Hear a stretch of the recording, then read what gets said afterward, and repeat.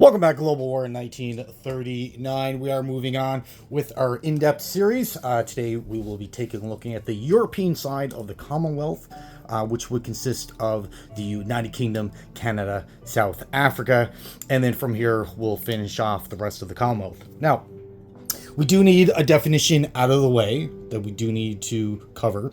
When we refer or say the word Commonwealth related to the game, what we're talking about is Great Britain, Canada, South Africa, FEC, Australia, and you can even include the Free French in that definition.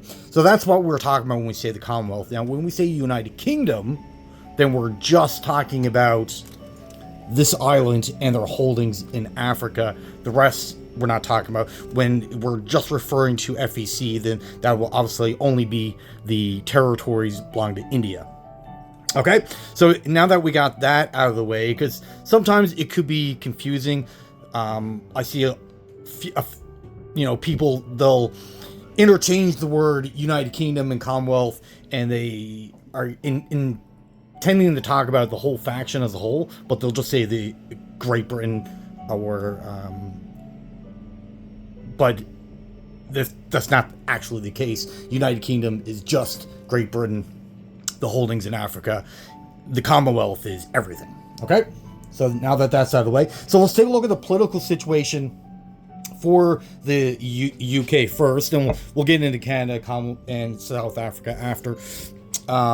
So for United Kingdom itself, their political situation is that they start the game technically at peace. They're not at war with anyone, and they're in like this hard alliance with the French and the Poland. So when the game starts, France is its own individual country, not associated with the Commonwealth. Well, they're their ally, but they're not a full-fledged member of the Commonwealth. Same thing with Poland. They're in a hard pack.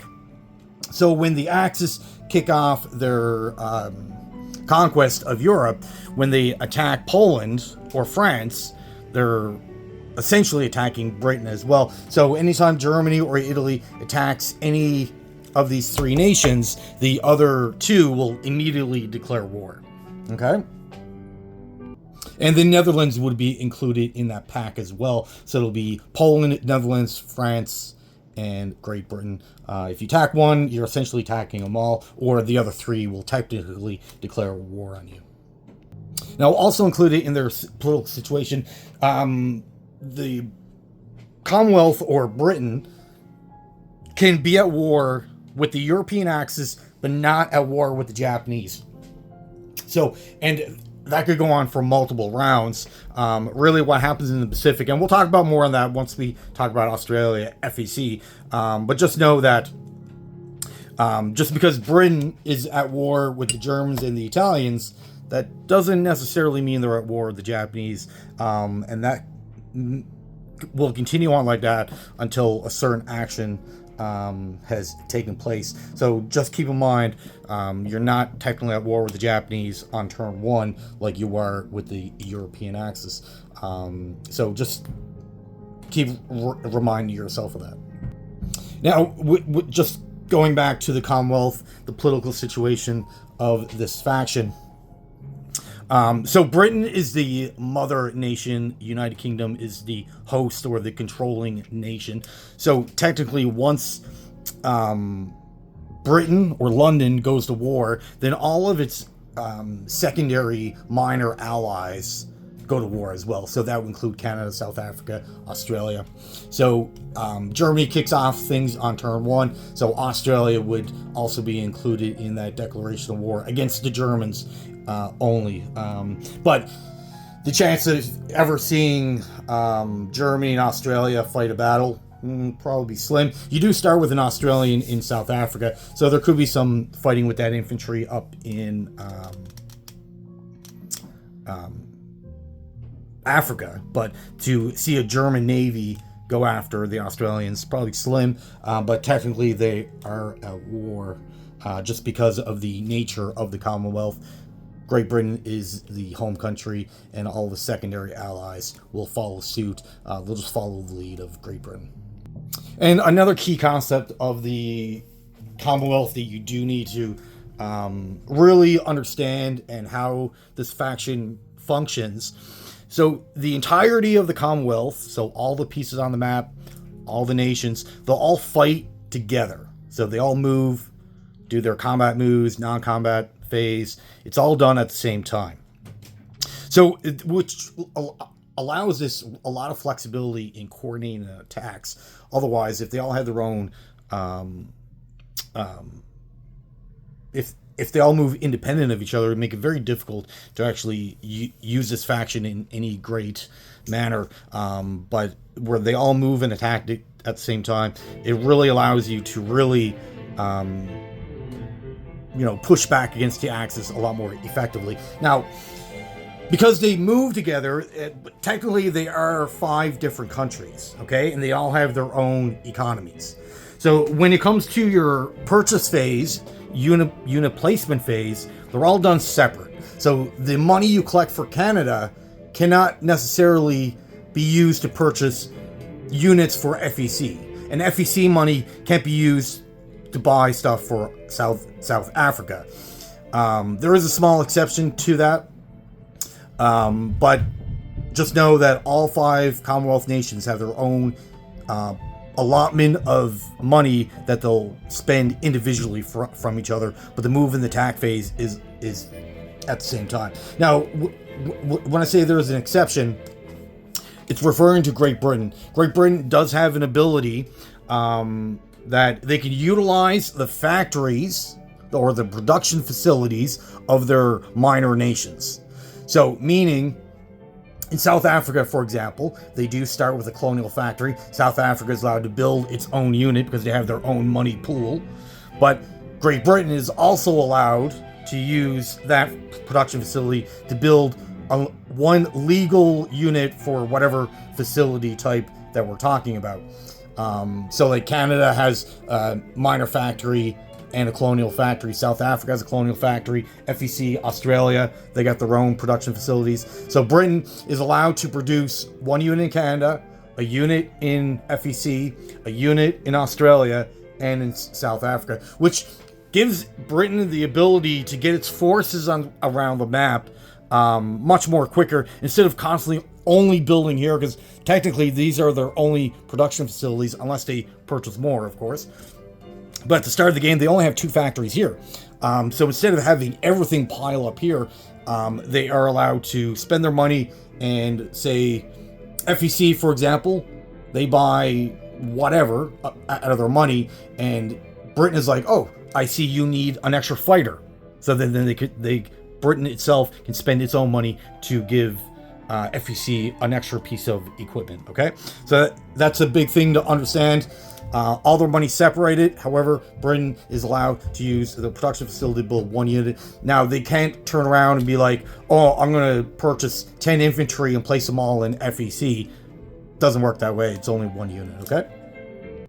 And the unit that United Kingdom places in these other countries doesn't go against the limit of that production facility. So in Calcutta has a minor factory. Calcutta can build 3 units, and then United Kingdom can build an additional unit there. So the extra units the United Kingdom are building doesn't go against the production cap of whatever factory that you're talking about, because otherwise that would defeat the purpose. So technically, the factory in Calcutta, you can build 4 units there. The one in Sydney, you can build 4. South Africa, you can technically build 2. You just got to make sure that the money is coming from the correct pool, and you're not double dipping. One country is not, spending multiple dollars for the same country's equipment. Hopefully that makes sense. Now, because all 5 nations actually move together at the same time, so that gives you potential to attack at the same time. So, for example, if United Kingdom and Canada make a strike force against Bordeaux and they win, which country is awarded that territory, right? So in that case, it falls back onto the player. More than likely, who's ever playing United Kingdom will probably be playing their minor allies as well. So it falls back onto the player to determine who is awarded that particular territory. But obviously, if South African forces are are going into, say, Ethiopia, and is only South African forces, then they'll be awarded to South Africa. You can't take units from, say, Canada, and they capture territory and you award it to Anzac. That wouldn't make sense. But if you have multiple countries, say, again, example, Canada, United Kingdom, attack Brodor together, they win, then you could give it to United Kingdom, or you can give it to Canada. At that point, it'll be up to yourself, only if there's joint operations, okay? Now, there is a distinction between, say, the Atlantic Commonwealth and the Pacific Commonwealth. Now, there is a divide on the map. It's actually a pretty easy divide. So it's this line right here. So the line is between, this would be FEC, India, and this is Iran. So the dividing line between what is considered European Commonwealth and the Pacific Commonwealth is this border, okay? So there's this border here, and it goes all the way up to the map, touching Russia, separating China. So any territories this way gets awarded to United Kingdom, or the European Commonwealth, and anything this way will be awarded to FEC Australia. So a good example of this is that very commonly, this is a pro-allied territory, right? So any allied countries can come in and activate these three territories, get the standing army, obviously the production. So FEC, you'll see this very commonly. FEC will take a transport from C-Zone 68, bring up a man, a tank, or just a man, whatever, and it'll come to C-Zone 141, activate this territory. The following turn, they'll activate these two, encompassing the entirety of Iran under Allied control.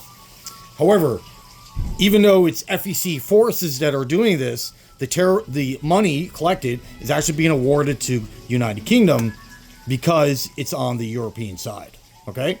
So just keep that in mind when you're doing this maneuver. I would highly recommend doing it. You can do on turn 1. So by turn 2, you can have all 3 of these under Allied control. And then what you do from there, you attack Iraq. Iraq only got 2 infantry, so it's not that big a deal.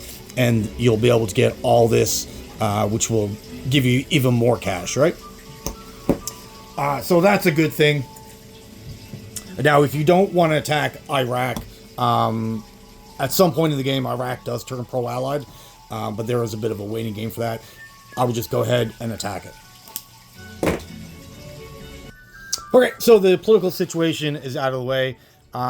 It's pretty simple, but definitely read up on it and just wrap your head around it. There's a couple paragraphs in the rulebook, but definitely get yourself familiarized. The biggest concept is all 5 countries have separate money, but they all work together to attack and move.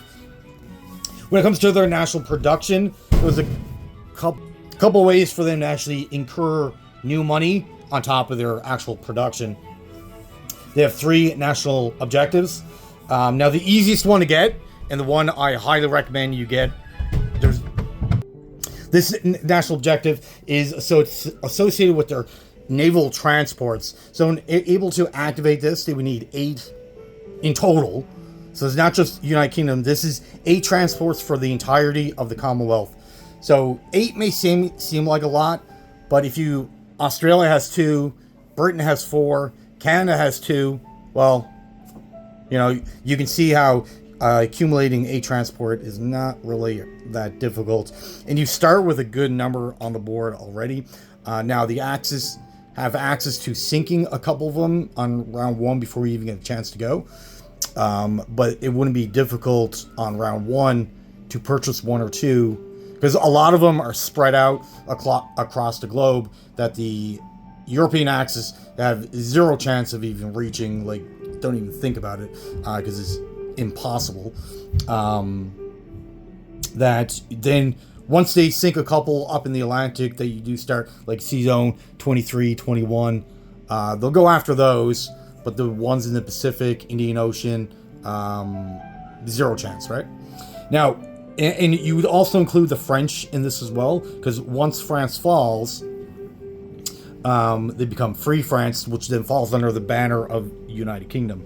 So if they have any as well, this would be included in the 8. But you do get plus 5 production.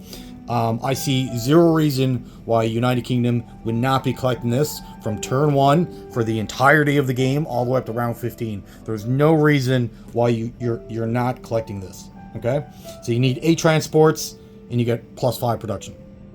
You get plus 3 production if the United Kingdom controls all of its original territory in Africa.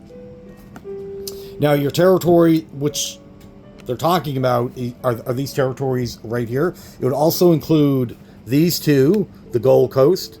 Okay, I really want to worry about this. Like, this could fall under Axis control. However, just the location, and the Axis got other priorities. You'll probably hold this for a while. If the Gold Coast goes to Axis for whatever reason, you have other major problems than worrying about the Gold Coast. What you're really concerned about are these territories here. Obviously, the ones on the border. India starts with 3 infantry in this region. They start with a number up here. So it's Alexander, Lower Egypt, Sudan. These can all become victim to the Italians. Transjordan can early, depending on how you maneuver your navy.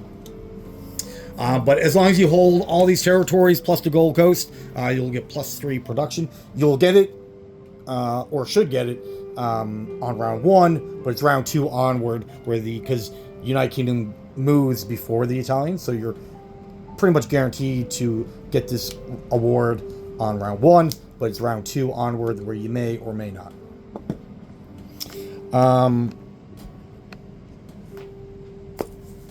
And your last a way to accumulate extra money, so you get a plus 5 production if the Commonwealth jointly or solely is in control of Middle Eastern territories of Iran, Southern Iran, Tehran, and Iraq. So this goes back to turn 1, FEC coming up and activating this, attacking Iraq. This is pretty important. This is actually a big deal. If you're able to get all this, which you should, there'd be no real reason by turn 3 you wouldn't have all this under your control, or even turn 2. You activate this, and then say you bring up a man and a tank, you'll get another man, use the tank to blitz through here, attack Iraq, use the move in a man, take the third guy, activate Iran, and then you'll use some force from Cairo to supplement and attack Iraq. So turn 2, you should have all this. So not only are you getting the money from the territories, you're also getting a bonus from the extra $5. So that's your 3 national objectives. Some nations have more than others. They're not all equal. But if you're able to get all that, that's plus 13, and they don't turn off, so you have the potential to collect these all game. Depends on how well you conduct your armies and how well you push off the Axis, I guess. But 2 of them, like the one in the Middle East, the transports, you should be able to get that early and hold on to it for a while. You could face a situation where the Axis, capture the Middle East, that's one of their focuses. It's not a focus early on, but it does become one later on in the game, so you got to worry about that. But the transports, 100%, you should not give that up. There's no reason to. Okay, so now for your special rules, special abilities by the Commonwealth. They actually have a number of them. They have 4. One's a really big one, and some of these are on all the time. You actually don't trigger these.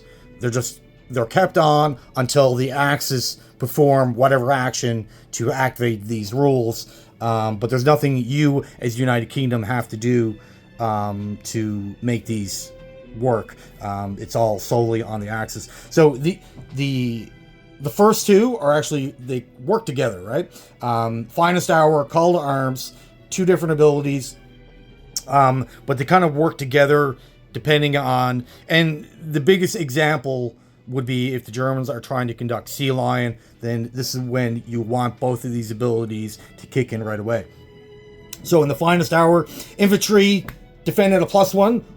+1 while defending Great Britain, which would include London, Liverpool, Scotland, Belfast. Now, I wouldn't worry about Belfast too much. If the Germans are conducting Sea Lion, this is not going to be their first target. Obviously, their first targets are going to be one of these two territories. But Belfast is included. Your fighters defend at a +2.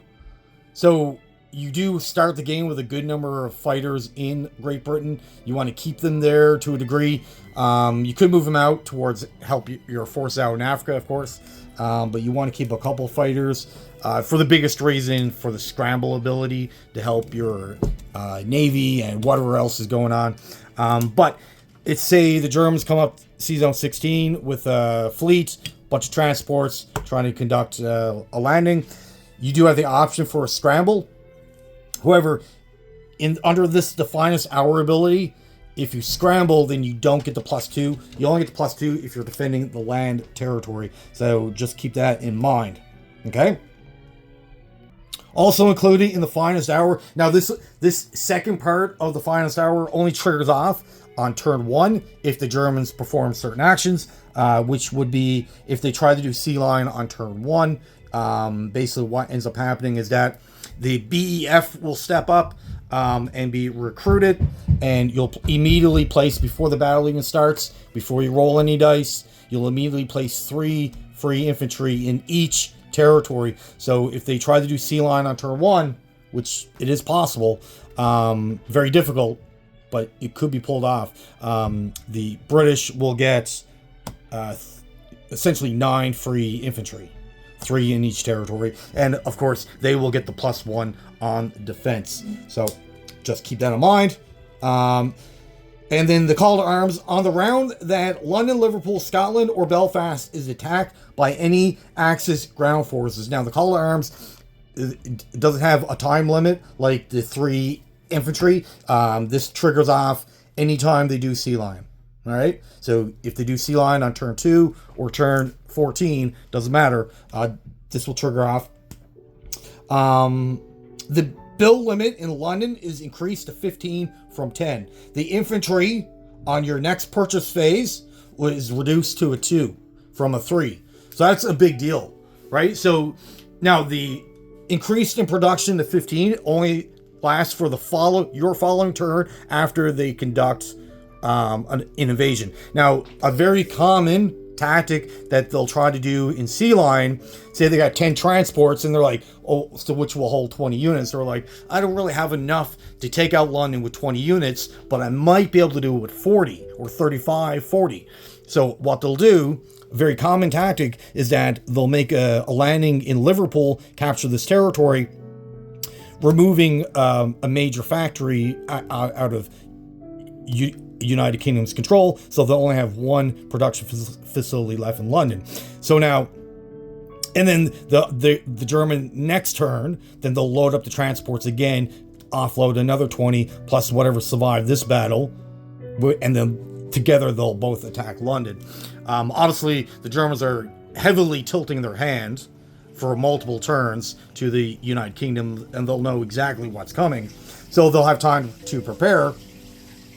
Minimum 1 turn, possibly 2 turns to actually prepare. But if they do this tactic of Liverpool and then reloading their transports for attack on London, at least be assured that you'll have at least 1 turn to place down 15 units, and your infantry only costs 2. So that's massive, and of course, you'll still trigger off the finest hour of +1. So you do have, both of those abilities are strictly defensive abilities. They're always on, and it's up to the Germans if they ever trigger off in the game. Okay? Now, if you're not planning on doing, if the Axis never plan to do a Sea Lion through the entirety of the game, these abilities won't do anything. It's only during Sea Lion. Now, their third ability, if the Axis capture London, so Do you remember when we were talking about Russia with their second capital? This is very similar. If the Axis capture London, the UK moves their capital to Ottawa in Canada, and they'll continue on fighting. Okay? So, very similar to the Russians.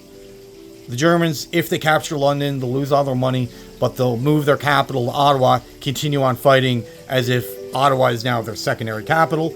If they're able to liberate London through means of a combined effort of whatever Commonwealth forces are left in the Atlantic, plus the Americans might be able to help them out. If they do that, if they liberate it from the Axis, then their capital immediately moves back to London. Unlike the Russians, their capital, once it's moved, it'll stay there. But with the Commonwealth, it'll go back to London. That's where they prefer to have their capital. Okay? But that just gives the UK player some peace of mind that they have a fail-safe. If they lose their capital, they're not actually out of the game. They can continue on fighting, collecting income, purchasing new units. So they'll just do it from Ottawa instead of London. Okay? Now, it's a severe blow. You don't want to lose Great Britain. It's a fair amount of money. You know, it's what? $10 out of your pocket, $10 to your enemy, plus, you know, all those production facilities. You won't be able to get units closer to Europe. You have to build them far away, maneuver them around. It's a huge, huge blow to the Allies, but you're technically not out of the game. But don't lose your capital, whatever you do. Now, this brings us to their last ability, which is actually a big deal. It's called D-Day. So how this works, it's kind of similar to other variants of this game. But basically what will end up happening, now it has to be done on the UK turn. They will announce to the table, hey, I'm conducting D-Day operations. You can target any one of 3 territories, which would be Bredor, Normandy, or Reims. So you can't use this ability against, say, Oslo. It has to be on the French coast. But any one of the 3 territories are valid. You're good to go. So what ends up happening is, let's assume, you know, the Americans got 20 transports here, enough material to load on those 20 transports. Britain has another, say, 5 or 10 or whatever. And they want to try to liberate France. So under the normal rules, Britain would have to go in, fight whatever battle, hope they win, and then the Americans follow up in the non-combat phase, offload their guys, and wait for the German counterattack. But this ability allows you to attack together. So what would end up happening is that the British player would take full control of whatever units it wants from the Americans. They can move whatever pieces that they want that the Americans technically own. So transports, whatever Navy, Army units, Air Force, it's all valid. It has to be in the Atlantic though. So like they can't call D-Day and then move a bunch of stuff over in the Pacific. It has to be in the Atlantic or the European side. And then they would attack whatever Normandy, Bredor, Reims, under the normal rule set, like you have been for the entire game, conduct that battle.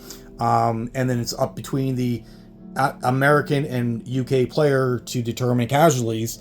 So if you want to focus on one side or split down the middle, that'll be up to yourself how you want to do your casualties. And then whatever units the British used under D-Day that belonged to the Americans, when it rolls around to the American turn, they won't have access to those units because every piece on the map can only be used once every round. So it's not a way to double dip and use a unit twice. Those units, say they had 10 transports, 10 infantry, 10 artillery, comes into Normandy, the Americans can't use that same material again that round. They'll be frozen. And now the next turn following, then they can use it again. So if you do this on turn 10, those pieces won't become available until America's turn 11. All right. The secondary part of this ability is up to 3 British transports can move in the non-combat phase and offload more equipment into the region that you just conquered. So under our example, 10 American transports, whatever equipment you bring over using D-Day, you got 5 transports, you bring over 10 pieces of equipment, tanks, infantry, whatever you want. You conduct your battle, you win, you're good to go. You may or may not have taken casualties. higher or lower than what you want it.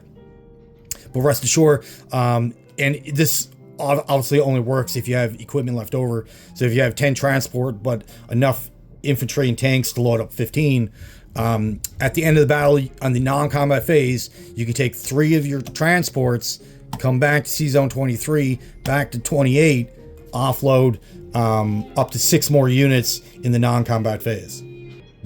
So that's all their abilities. Like I said, some are on all the time. It's up to the Axis when they activate, if they do. And then the D-Day, that's your big one. That's the one that you want to save up. You can only use it once. So if when you use it, make sure it's a good one, because this will impact your foothold into France, which will help you go after Berlin. But if you use it and you don't bring in enough force and get repelled, kicked off the continent, or driven back into the Atlantic, you kind of wasted it. So, pick a good time. Make sure your army is built up and strong enough to not just win the battle, but you also need to win the counterattack that the Germans will throw at you, okay? And the Italians. Your starting income with United Kingdom is $35 on your production. For your natural production of your territories is $33. So you get an extra $2 to start the game with. $35 is pretty decent comparative to other countries. So you'll be able to get whatever equipment that you lost on the first round before you got a chance to go, or new equipment that you may have your eye on, depending on whatever strategy plan you have in store for yourself. All right, so the units available, or your build queue available to United Kingdom, a lot of it's pretty standard, the same thing that any other nation has. But let's take a look at each. For your production facilities, you have all access to all 4 types. So you have your military base. You can only have 3 on the map, but you're able to build infantry, and you can place them in territory that you didn't start with. Normally, with a production facility, it has to go in your home country territories, but with a military base, you can put it wherever. Say you attack Iraq, next turn, you have to own the territory from the beginning of your turn, but on the next turn, you place a military base. It's a way to get infantry on areas of the map that otherwise would be difficult to do so. Major factory costs 30, build up to 10 units. Minor factory costs 12, 3 units. Your major factories where you build your capital ships, battleships, aircraft carriers, and that's where you'll also repair them. You can't do that from a minor factory. You'll also have access to colonial factories, which builds any 1 unit. So here, military bases are good for build infantry, but you can build tanks, artillery out of your colonials. Or infantry, of course. You have AA guns like any other country. You also have coastal guns. Your coastal guns are pretty decent. There's only a couple spots on the map that I would suggest you put them. One good idea would be Cairo, maybe London. It's a defensive weapon, 3 days at 3, and you're shooting at the ships. And then you have your fortifications, of course, like any other country. Cost 15. It's a defensive weapon. It'll give 10 infantry a +1 on defense for the first round. And then, of course, like any other major country, you have your naval and air bases. Air bases give you a +1 to your movement. Also allows you to scramble into the adjacent sea zone. And your naval bases will give you a +1 on your ship movement. Now, you also have one of few countries that have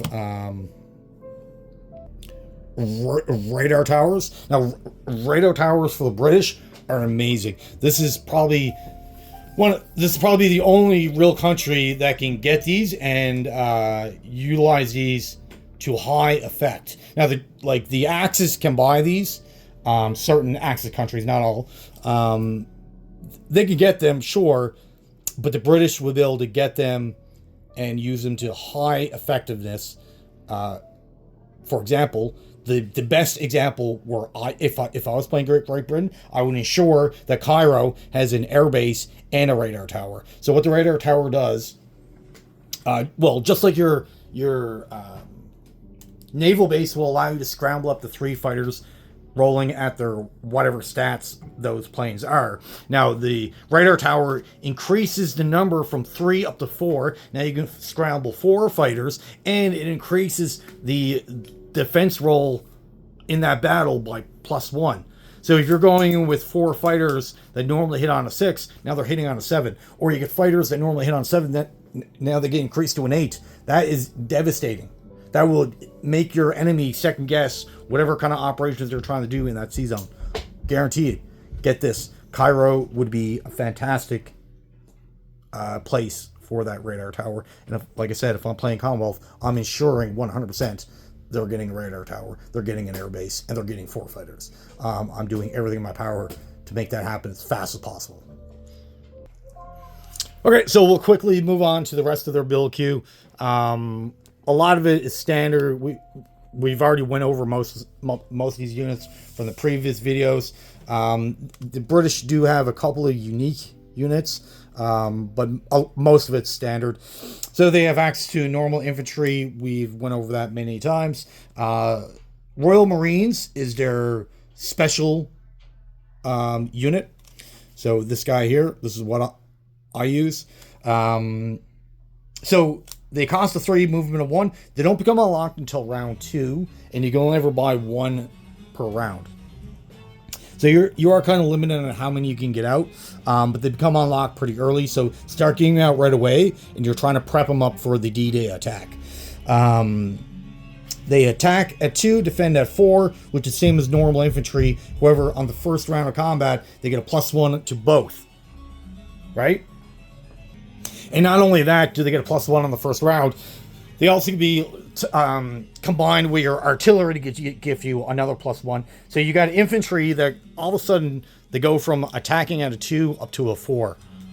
Like that's a big deal. You've just doubled your combat effectiveness for the first round at least. Get these guys out. Round 2 unlock, buy 1 per turn. Super good unit for the British. Make sure that you have them. From there, you have your airborne, which is same as any other airborne. Now, they don't become unlocked till round 5. You can only ever have 2 on the map at once. But they are a very decent unit. Attack of 3, defense of 5, cost of 4. You got your cavalry, again, cost of 4, can blitz. Attack at 3, defense at 2. Now, the British have another restriction when it comes to their units. Most nations, because they're all independent of each other, they'll have build limits on whatever unit that you're talking about.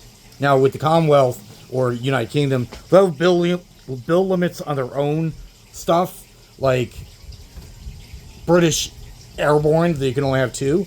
But cavalry are one of these units that's Commonwealth wide, so you can ever only have 3. So if FEC has 2, for the other 4 nations, you can only build 1 more.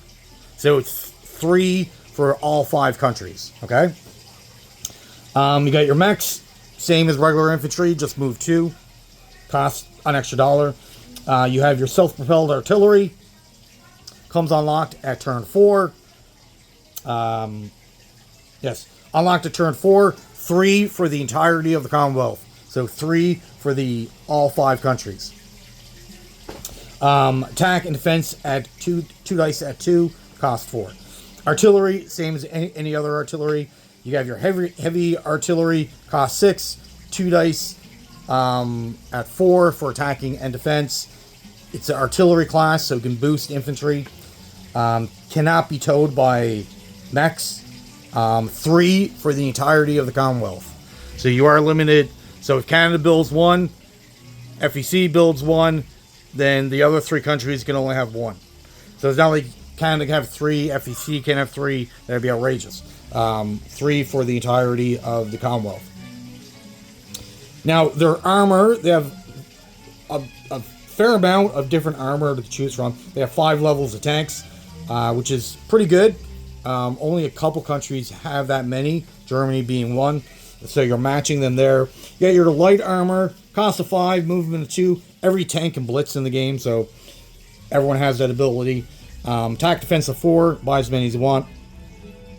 Medium armor, cost 6, attack and defense of 6. Now your Churchill tank is your 3rd level tank. This one's pretty decent. It is comes unlocked at round 3,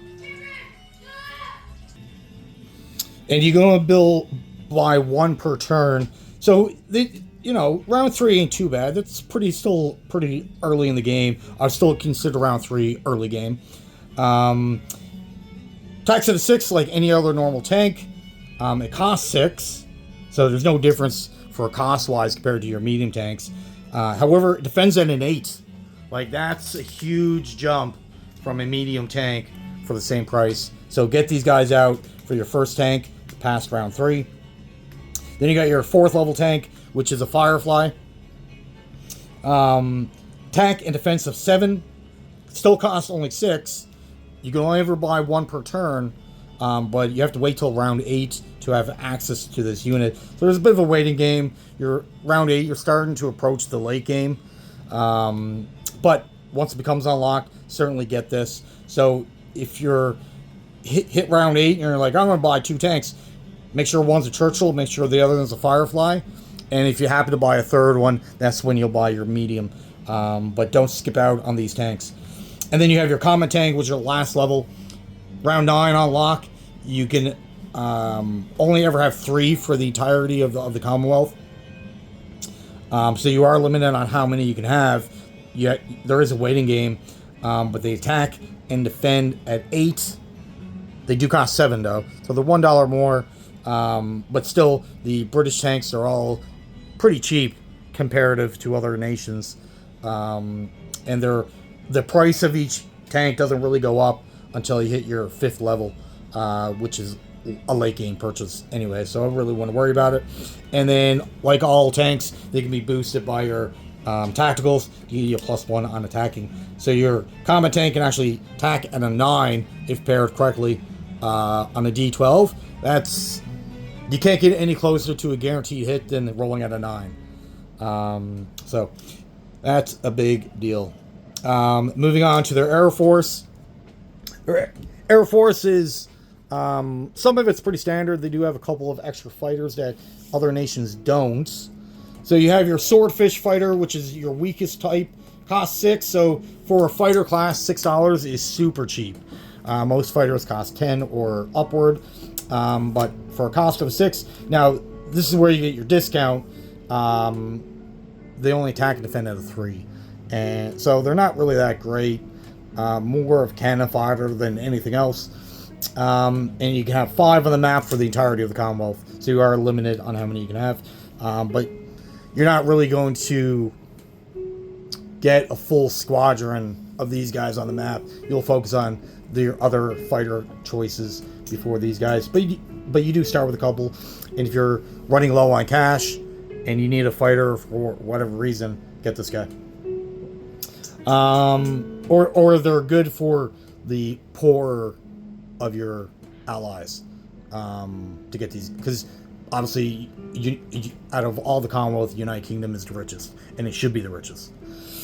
So from here you got your Hurricane fighters, which is your normal fighter, cost 10, attack and defense is 6, and then you get your Spitfires, cost 12, pretty expensive, but they attack and defend at a 7.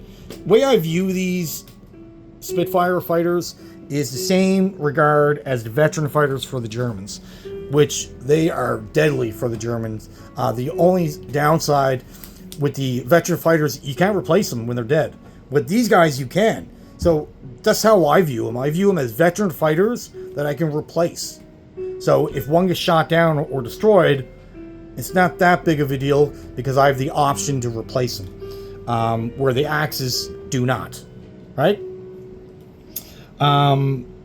Tactical bomber, cost 11, attack at 7, defense of 5, buy as many as you want. All your fighters have a range of 4. Then you got your medium bombers, just like any other medium bomber, range of 6, 2 dice at 4 to attack, 1 at 2 for defense, cost 12. And then you got your heavy bombers, cost 14, bit expensive, but you're getting an extra attack dice, so you have the potential of hitting 3 units per round of combat, which is massive. Unlock at 5, buy as many as you want. So late game, you're starting to push the Axis back. If you're at that point, there's no limit to how many you can have. And you're probably not going to want or be able to afford these until turn 5 anyways. Round 10, round 12 shows up, and you really want to push the Axis back.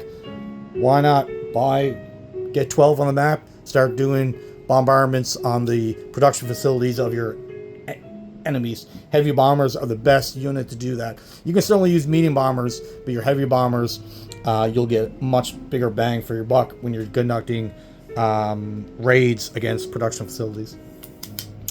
And then you move into your ships. Their navy, most of their navy is actually pretty standard. They do have one unique ship, which is a Flower class corvette. Cost 4, so super duper cheap. Like, that's beyond cheapness. Attack at a 2, so not really good at attacking. Defends at a 3, not too bad. But they come unlocked at round 3, so you can't get them right away, but round 3 is still pretty early enough. You can only have 5 for the entirety of the Commonwealth, so there is a limit you can have. But basically, what corvettes are, or what they're meant to be, is like a light destroyer. So destroyers can detect up to 2 subs, taking away the sub sneak attack ability. Corvettes do the same thing, but they'll detect 1 sub. So if you have,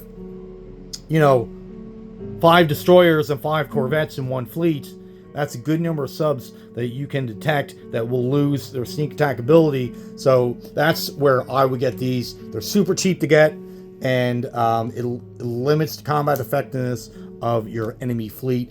And for the most part, in the Atlantic, you're going to be fighting the Germans. You'll fight the Italians in the Mediterranean. But the Germans rely on their subs a lot, so this is a good way to combat that. The rest of their fleet is pretty standard outside of their escort carriers. Cost 9.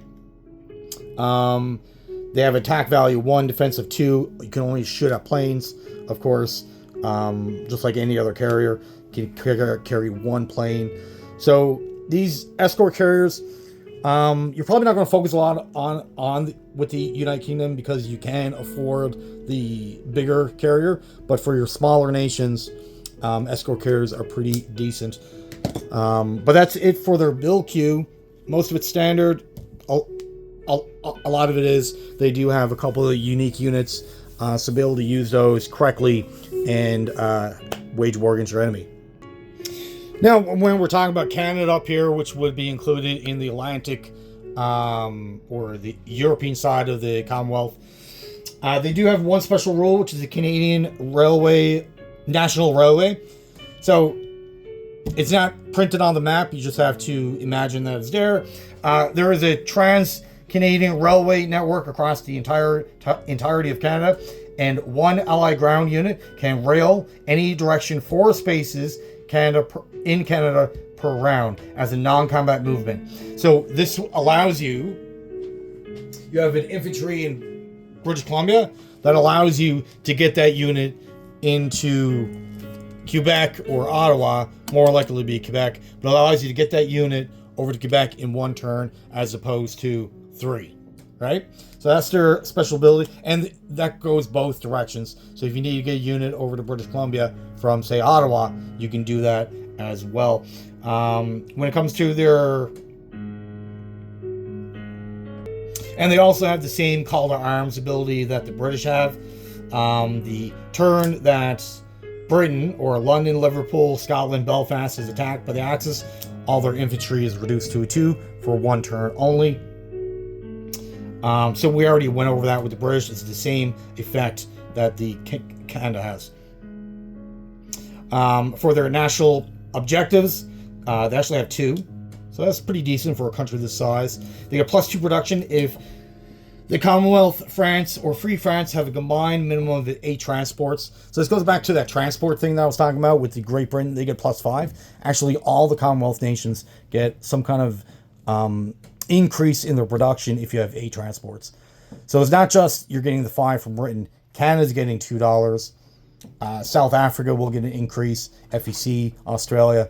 So which just reinforces what I was saying about these 8 transports, get them on the map. You need these on the map. It gives the Commonwealth a ton of money that you're leaving off the table if you don't have 8 transports. And, you know, there's nothing that the Axis can actually do to stop you. You know, and you don't even need to have these transports in areas of combat. Just have them on the map. It doesn't matter where they are. As long as they're on the map under your control, you'll get this bonus. So Canada will benefit from a +2.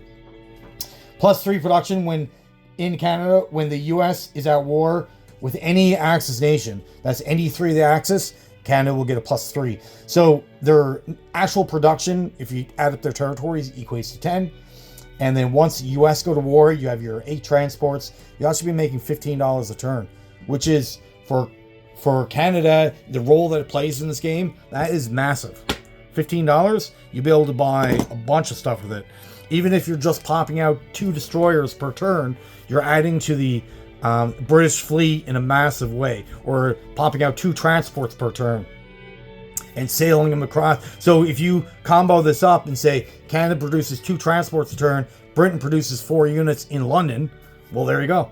Now you have equipment and transports combined together. Like, good to go. Or just focus on destroyers. Every turn, pop out 2 destroyers. Every single turn. By the time you get to round 10, you know, provided once America's in the war. So say they enter the war round 5, you get 15. 5 turns later, you know, that's an extra 10 destroyers on the map. Why not? And then for South Africa, which I would also include as part of the European Commonwealth side, they only got 2 territories. They do have a colonial factory. They have a production of 3. Oh, sorry. When it comes to Canada, Canada starts its starting production of 10. South Africa has a starting production of 3. Now, when it comes to their bonuses and other means, South Africa's special abilities are the same as they get the same call to arms when Britain is attacked, or the Axis try to attack London, Liverpool. All their infantry get reduced to a 2, so they get the same call to arm ability. And their bonuses, they get 1 bonus is +1 production if you have 8 transports. So just on the European side, if you get 8 transports, that's what, an extra $8 that you're not collecting if you don't have it. So they'll get 1, Canada will get a bump, Great Britain or United Kingdom will get +5. So get those transports. You'll see a theme with that ability. So that's really it for South Africa. They don't really have a lot of special rules. Their main focus, if I were you, use them to supplement forces in Africa. Get them up to Cairo for the defense of that. There's not really much to talk about this particular country. They're just a very minor nation inside the Commonwealth, but they do have a role to play, and they are important. Don't skip out on them. All right, well, that is really it for the European side of the Commonwealth, and we'll finish off with the Pacific side soon. All right, well, thank you for watching. Have yourself a great day.